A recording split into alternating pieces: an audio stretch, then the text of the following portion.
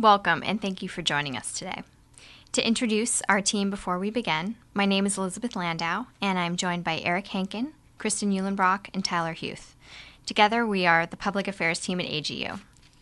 I'd like to start by going over our goals for today. Our goal is not to have you make a one-time visit to your legislators.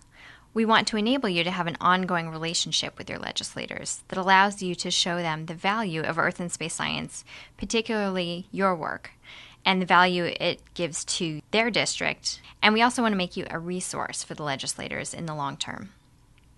So here's today's agenda. We're going to go over what you should do before, during, and after your visits. In addition, we're going to help you out with creating a message and give you some federal budget information, and we'll show you where to find additional resources. We'll start out showing you how to prepare yourself and how to set up meetings with your representative and your senators in your local district offices. So here are the basics of setting up meetings in your state.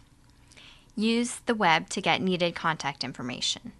All of it is available there on the website, and you just need to click through and find that contact email or phone number in order to schedule your visits. Choose a date when your senator or representative will be in the district. We recommend August because they spend almost the entire month in their districts, but there are some other dates which you can look up on the congressional calendar, which would be good as well. We recommend that you ask a colleague or student or two to join you, particularly if this is your first time doing congressional visits.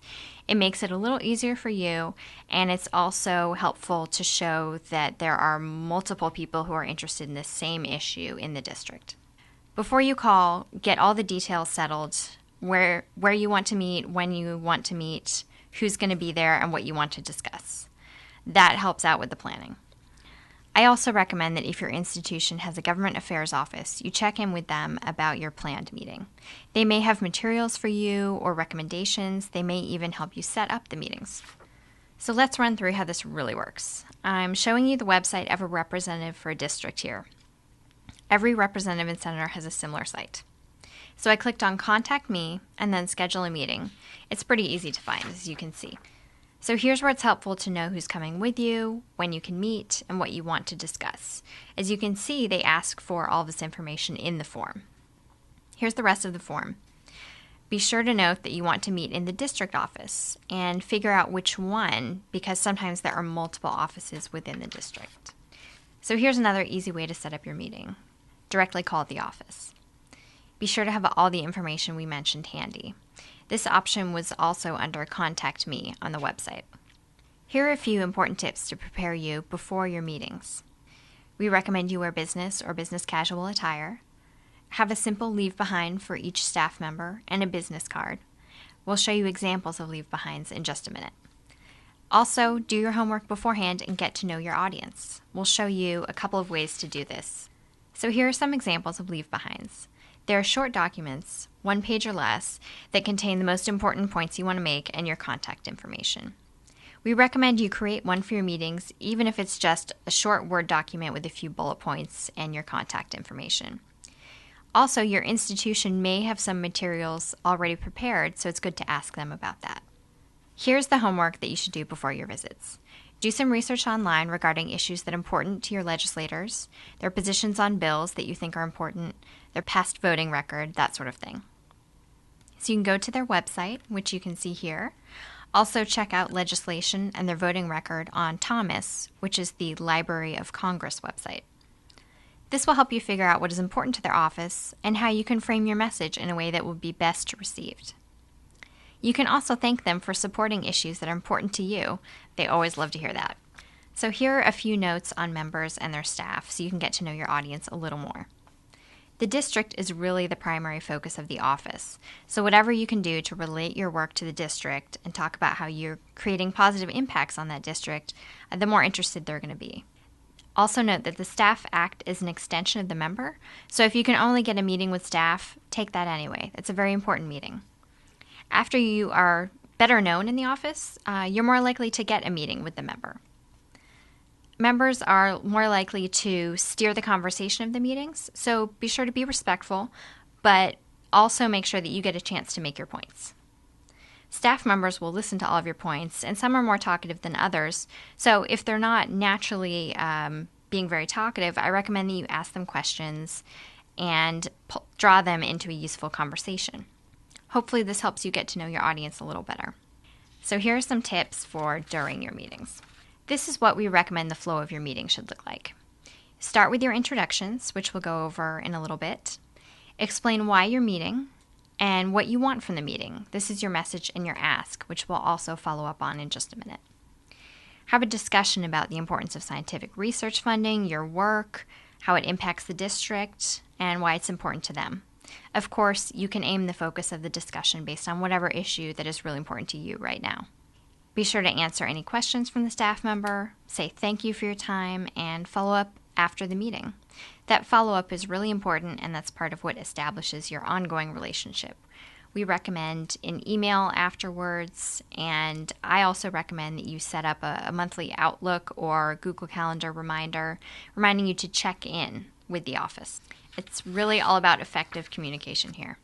So for your introductions, we recommend that you introduce yourself with your name and affiliation and mention what your area of research is. You should probably keep it under a minute, 2 minutes tops, and our intern Tyler will demonstrate this for us later in the presentation. So here are a few key communication tips for you during your meetings.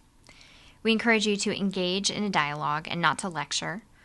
Tell a compelling story, because this will stick with them for longer than facts and figures will. And if you tell them a great story that sticks in their mind, they're more likely to tell that to other people, which will increase the effectiveness of your meeting. Bring it home to the district whenever possible, because this is what they really care about. Always remember to talk about impacts in the district. Be succinct, because meetings are usually about 15 to 30 minutes long, so you want to make sure you make the best use of your time.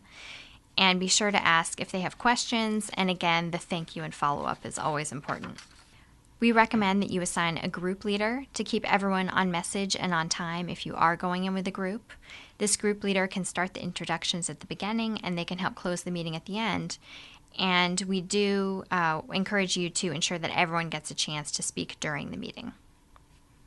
As I mentioned, it's important to be concise so you can have an effective conversation in the allotted amount of time.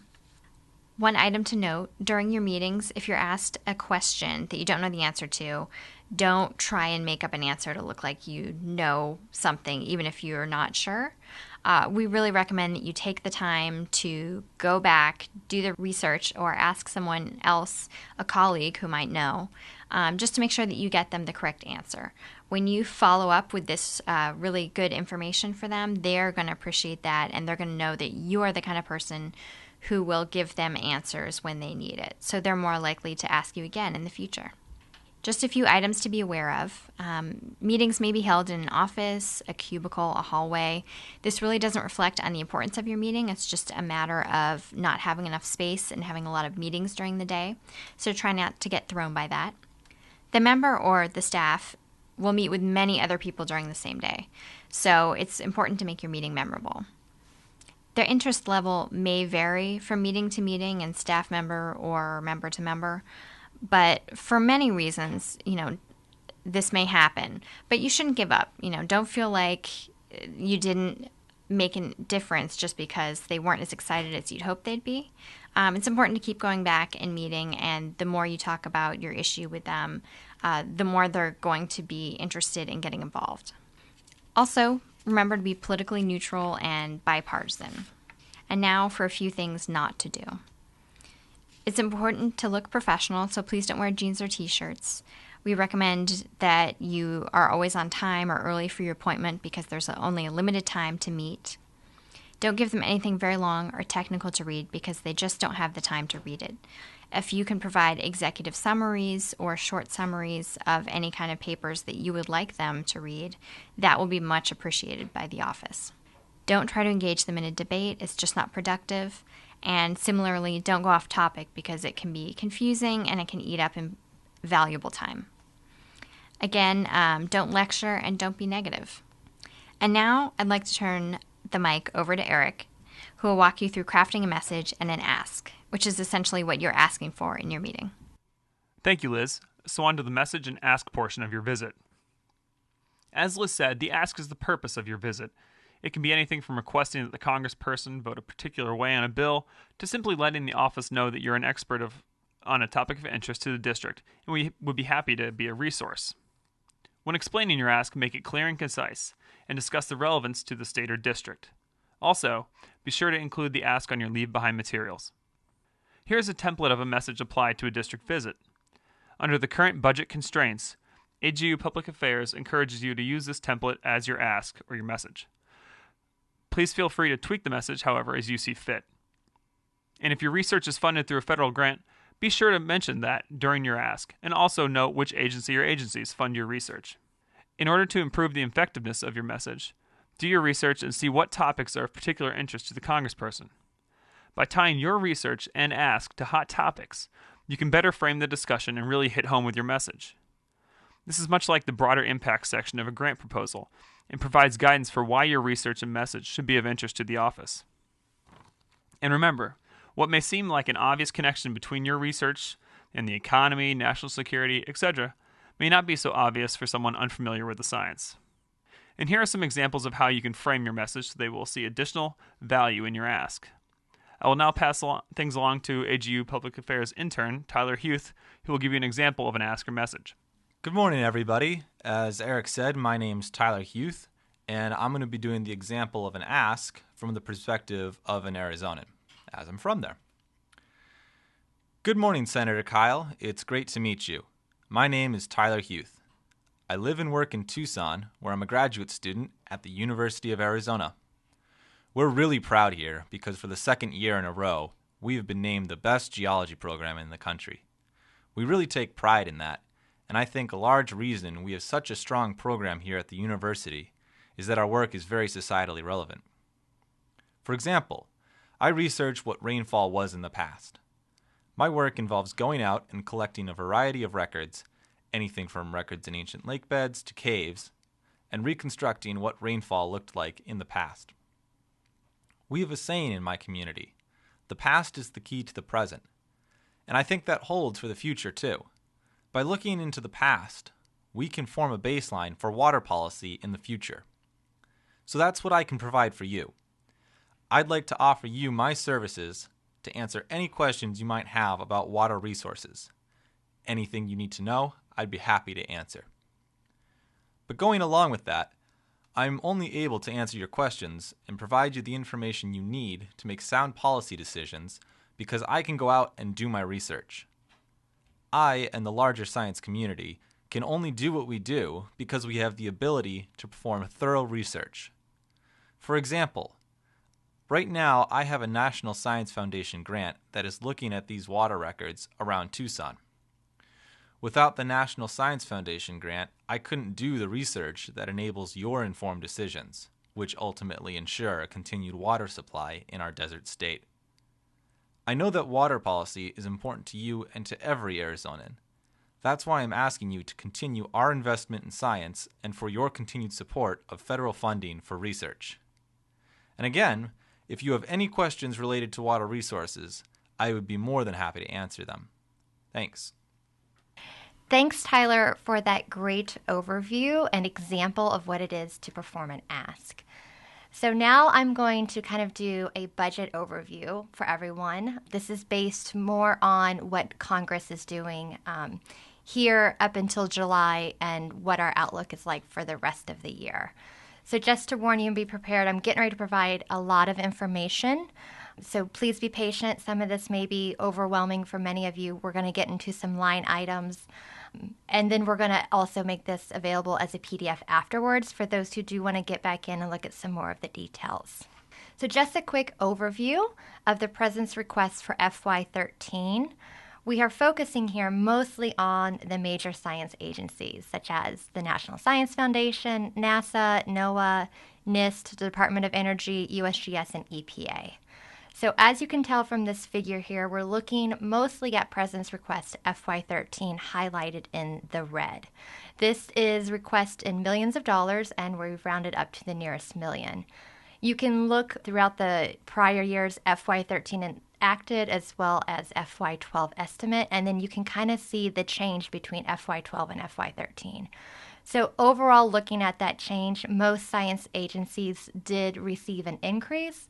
There was a slight decrease in NASA's budget, but that's been pretty consistent over the past year. It's just a slight decrease in their budget, as well as a slight decrease in EPA's budget. And as most of us know, EPA is a pretty contentious issue, so they're definitely facing some challenges with their budget. So like I said, moving on, we're now going to focus in on what the House and the Senate has done so far this year.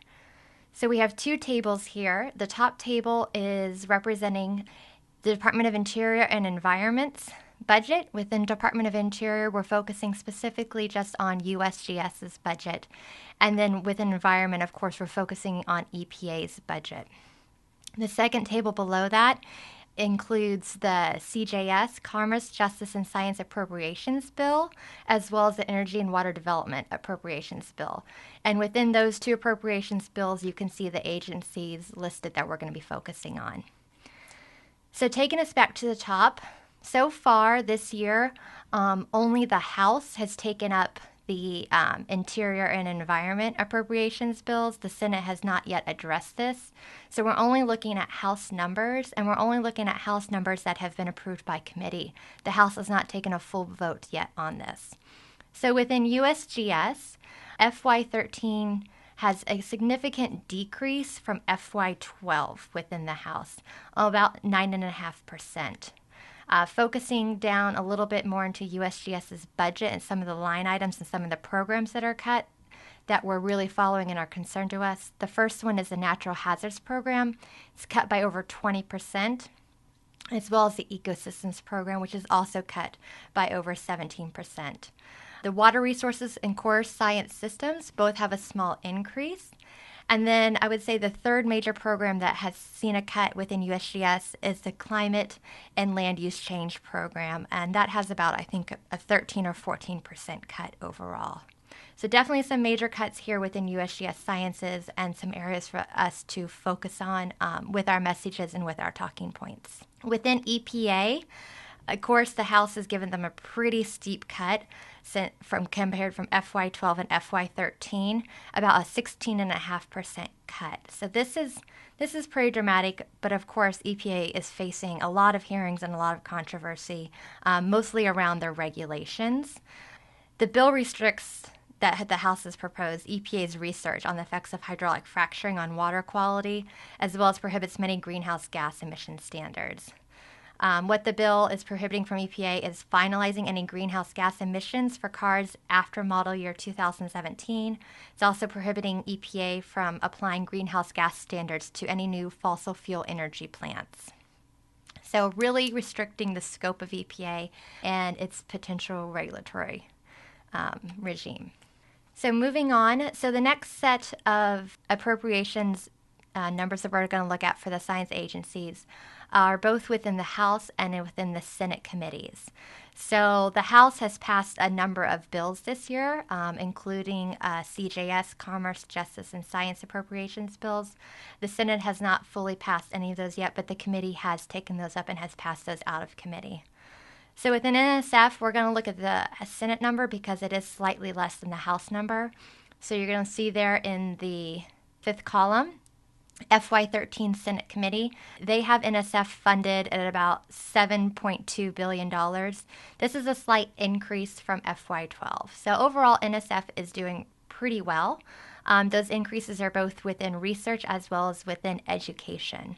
Two areas of slight concern within NSF that we like to bring attention to is that in the House bill, 2 amendments were passed prohibiting funding of one, the Climate Change Education Program, which is a really small program. It's about $10 million, and 2, the Political Science Program and research funding at NSF, which is, again, about $11 million. So both of these have passed the House bill and could definitely affect both climate change as well as political science funding at NSF. So NASA's budget this year has a slight decrease within the House bill and an increase within the Senate bill. So just to kind of show you the increase, it's on the order of about $1.6 billion in the Senate bill.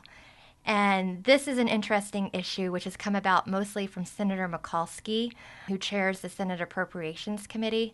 And what this large increase is a transfer of the satellites from NOAA's budget into NASA's budget. So Mikulski has some issues with the way NOAA has been managing their satellite program, mostly the GOES-R and the JPSS. And so they have taken all of the procurement and acquisition rights from NOAA and has put that into NASA's budget and thinks that NASA would be the better opportunity to run that program. So that's where you see such a large increase in the Senate side, is specifically that program. Overall, some cuts that we have seen in NASA's budget, getting away from the satellites a little bit, is in NASA's planetary science. Both the House has cut that by about 6.7% and the Senate has cut that by about 13.9%. So definitely an area of concern that we need to look at to see how this is going to turn about as well. The James Webb Space Telescope program has actually seen an increase in both House and Senate by about 21% overall. So moving on now and looking at NOAA's budget. Again, like I just said, in the Senate bill, you can see this dramatic decrease in NOAA's budget overall. It's about 30% of their total program budget. And again, this is from that move of the satellite program into NASA's budget. Procurement, acquisition, and construction. They have left a small amount of funds for management of the data within NOAA, but a big part of that program has been moved to NASA. Some other areas of concern within NOAA's budget that has seen a cut: the Oceans and Coastal Program has been cut by about 10% in the House bill, whereas the Senate has given that about an increase of 4%. So again, there's going to be a lot of conference that has to happen on these two bills. Looking at NIST, overall, the National Institute of Standards and Technology has seen a pretty good solid increase across the board in both the House and the Senate as compared to FY12 levels. This is mostly within science as well as within patents, where you're going to see these two increases. And then the last budget we're going to focus on is DOE Science. So Department of Energy has seen some small increases and fluctuations over the years. The House supports a small minor budget cut of about 0.1%, while the Senate supports an overall increase in their budget by about 3%. However, within that, if you look a little more specifically at some of the line items, the House has cut the energy and environment section as well as the science section. Mostly what we're looking at here is kind of a result for the Solyndra as well as some of their fracking efforts, which are again controversial. So overall, just some general areas of concern. Some of those line items I highlighted, as well as some others that we are focusing on and that we thought our members would like to kind of see that have cuts. So like I said, within USGS, the Natural Hazards Program, also within USGS, the Ecosystems Program. Both of these have been cut pretty dramatically within USGS. In NASA, the Planetary Sciences have been cut in both the House and Senate. And within NOAA, the Ocean and Coastal Program has been cut in the House. And then within NOAA, the program support and fleet. So a lot of the ship and operations have been cut in both the House and the Senate bill. So generally speaking, support of science and science research remains pretty bipartisan in both the House and the Senate and on the Hill in general, but that hasn't stopped the federal research budget from kind of flattening out over the past decade. So we're really here to talk about and to provide our ask and our support for a long-term continued investment in science and science research. One of the biggest threats is the long-term funding for science and not to be cut and not to be lumped in with programs such as entitlement and other mandatory spending. We understand this is a really tough fiscal climate we're in, and we definitely need to get our deficit under control, but making that at the cost of science funding needs not happen. So one other area that we did not discuss, which is the elephant in the room, is sequestration. That is something to definitely be aware of and keep our eye on, because it could potentially cut anywhere around 9%, give or take, of all non-defense discretionary spending. So with that, I'm going to toss it back over to my colleague Eric to wrap up for the day. Thank you. Thank you, Kristen, for giving that great overview of the current budget outlook for fiscal year 2013. So, you've done your district office visit, and the meeting was a success. Well, you're not done yet. Just like a job interview, you'll want to send a thank you or follow-up email promptly to the person with whom you met. In the email, be sure to address any questions a staff person may have asked during the meeting and provide another copy of your leave-behind materials, as well as any additional resources you may feel be of interest. Also, please let the AGU Public Affairs team know how the meeting went and with whom you met. You can reach us at sciencepolicy@agu.org. In addition to the budget tables provided in this PowerPoint, AGU has additional resources online to improve the effectiveness of your visit. Our Visit Your Legislator webpage is full of resources to provide guidance on congressional and district office visits, and we have more detailed explanations of the President's FY13 budget request and congressional FY13 budget updates on the AGU Science Policy Alerts webpage. Thank you for taking the time to listen to this presentation. Should you have any questions or comments for the AGU Public Affairs staff, please feel free to contact us anytime at sciencepolicy@agu.org.